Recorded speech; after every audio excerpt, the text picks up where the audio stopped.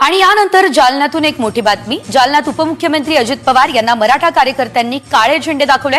जालना शहरातल्या भोकरदन नाका परिसरात मराठा कार्यकर्त्यांनी आता अजित पवार यांच्या ताफ्याला हे काळे झेंडे दाखवलेले आहेत। मस्साजोग आणि परभणीच्या घटनेच्या पार्श्वभूमीवर अखिल मराठा महासंघाच्या वतीने हे काळे झेंडे दाखवून निषेध करण्यात आलाय।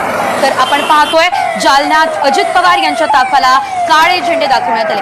अधिकची अपडेट घेऊयात आमचे प्रतिनिधी अक्षय शिंदे यांच्याकडून। अक्षय, आपण पाहतोय एकीकडे जालन्यात काही दिवसांपूर्वी जनाक्रोश मोर्चा देखील निघाला होता आणि आज थेट अजित पवार यांच्या ताफ्याला काय झेंडे दाखवले जात आहेत, सविस्तर माहिती या संदर्भात। नक्कीच खरं तर आज उपमुख्यमंत्री अजित पवार हे जालना शहरामध्ये राष्ट्रवादी काँग्रेस पार्टीचं मुख्य कार्यालयाच्या उद्घाटनासाठी आलेले होते आणि उद्घाटन पार पडल्यानंतर ते एका खासगी दवाखान्याच्या उद्घाटनासाठी भोकरदन नाका परिसरात गेल्यानंतर मराठा कार्यकर्ते जे आक्रमक झाले आणि त्यांनी अजितदादांच्या ताफ्याला जे काळे झेंडे दाखवून घोषणाबाजी केलेली आहे। मस्साजोग आणि परभणीच्या घटनेच्या पार्श्वभूमीवर मराठा महासंघाचे